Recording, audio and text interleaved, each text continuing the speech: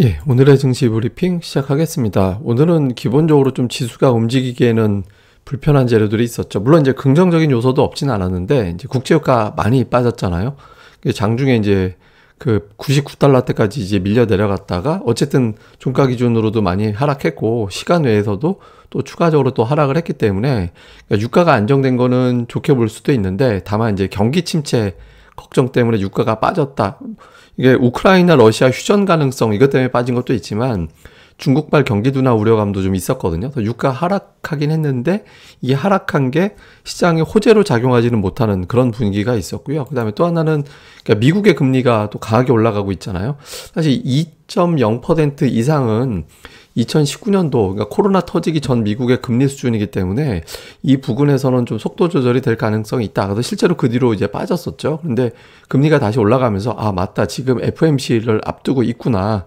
FMC 앞두고서 금리를 다시 봐야겠구나. 그러니까 투자자들이 다시 경각심을 일깨우게 되는 그런 계기로 작용을 했습니다. 근데 금리가 이번에는 0.25%포인트가 유력하긴 한데 이게 이제 5월, 그러니까 이번 다음 FMC 회의 얘기하는 건데 금리를 그때 0.25 올릴 확률은 35%.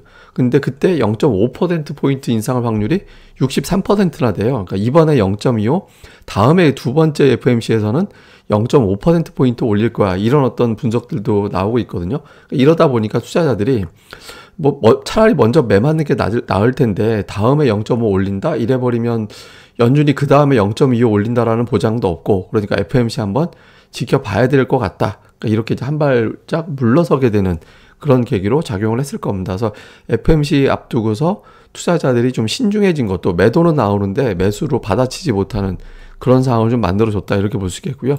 그리고 이제 장중에는 병 주고 약 줬다. 이렇게 이제 볼 수 있는데 뭐 좋게 나오는 재료들도 있었습니다. 그러니까 중국의 2월 지표가 나왔는데 고정자산 투자, 산업생산, 공장 잘 돌아가고 소매 판매, 뭐 물건도 잘 팔리고 이렇게 이제 예상치를 훨씬 더 뛰어넘는 이게 뭐 예상 거의 2배 이상 다 나왔잖아요.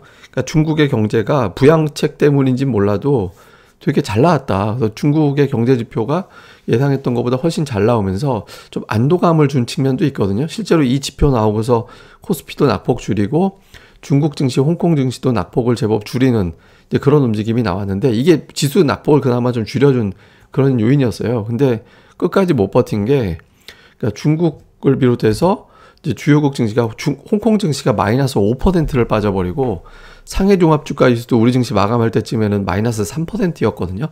그렇게 약하게 움직이다 보니까 이제 지표의 효과를 제대로 누리지 못해서 이제 마이너스권에서 벗어나지 못한 상태로 결국엔 이제 마감이 되는 그런 모습을 보였습니다. 그러니까 중국이 최근에 코로나 확진자 막 증가되고 있어서 이후에 소비가 둔해질 수도 있다 이런 걱정이 좀 있잖아요. 그러니까 지표 잘 나와서 이게 좀 상쇄시킬 수 있었는데 워낙 이제 중국 증시가 많이 빠지다 보니까 이제 둘 중에 하나를 택할 때 투자자들이 맞다. 지금 중국은 코로나 상태지. 이걸 또 이제 경각하게 되면서 지수가 또 밀리는 그런 모습을 보였습니다.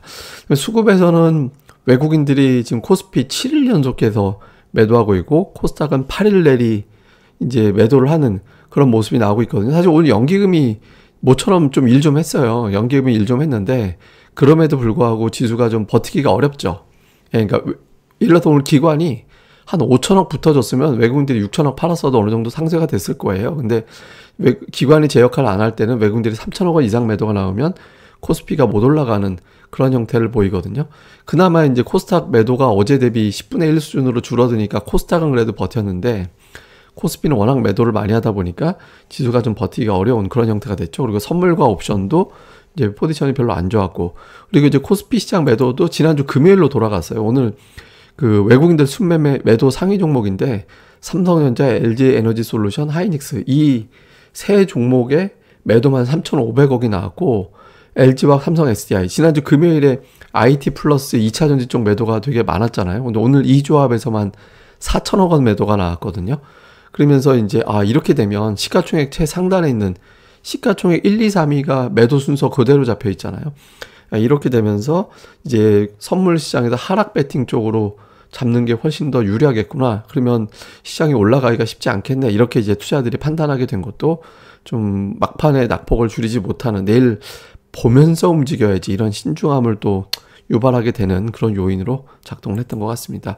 그래서 어쨌든 시장이 좀 부진한데 그래도 조금 좀 살펴보면 우선 국제유가를 볼 필요가 있죠. 그러니까 이제 국제유가가 빠지기 시작했는데 이제 원유 선물 만기 앞두고서 일부 포지션이 좀 나간 것 같아요. 제가 보기에는. 근데 이게 확실히 근데 나가는 거 가지고는 다시 올라갈 수도 있기 때문에 포지션이 바뀌느냐 아예 그냥 나가느냐 이건 100달러 기준으로 보면 됩니다. 그러니까 100달러 밑으로 내려가서 거기서 반등하지 못하고 한 번 정도 더 큰 음봉을 때려버리면 그럼 이제 국제유가 상승 사이클이 일단 진정이 되면서 외국인들 매도도 동시에 진정될 수 있거든요. 근데 이게 우리가 예상할 수 있는 게 아니기 때문에 이후에 국제유가가 어떻게 돌아갈지 이거가 선행적으로 움직이면 이제 외국인들 매도가 좀 완화될 수 있거든요. 유가 올라가면 이제 수입 비용 증가되니까 환율이 올라가게 되고 환율 올라가면 외국인들 매도하게 되고 이게 계속 악순환이 돌게 되거든요. 그래서 유가가 오늘 저녁에 한 번 더 빠져줄지 이거 그다음에 이제 외국인들 매도가 계속 나오고 있는데 이건 연결지어서 외국인들이 FMC가 있으니까 여기 이제 이 기준에 맞춰서 좀 포지션을 바꿀 거냐 이것도 되게 중요하겠죠. 지금 외국인들이 7일 연속 매도하고 있는 상태에서 매도가 줄어들기만 해도 지수는 제법 올라갈 수 있거든요. 3천억 원 이하라고 제가 말씀을 드리고 있죠. 그래서 축소되는 시점이 FMC 이후가 될 거냐 아니면 이 강도가 유지가 될 거냐. 이게 이 정도가 유지가 되면 국내 수급에서는 견디는 것도 힘들어집니다. 하루 이틀은 견딜 수 있는데 그 이후에는 자꾸 야금야금 떨어질 수밖에 없거든요. 그래서 지금 이 상태가 3, 4일 유지가 되면 2,500대를 보게 되는 상황이 생길 수도 있어요. 그래서 좀 유가 하락이 나오고 외국인들 매도가 진정되는 흐름이 나올지 그 다음에 이제 FMC가 이제 시작이 되기 때문에 금리 변수가 다시 부각되느냐. 사실 금리 이번에 0.25 정도 올리고 다음에도 0.25 올린다. 그 다음에 대차대조표 축소는 조금 천천히 갈 거야. 뭐 이런 메시지가 나오면 시장에서는 불확실성이 제거된 쪽에 무게를 둘 수도 있거든요. 근데 지금 그걸 우리가 예상할 수가 없잖아요.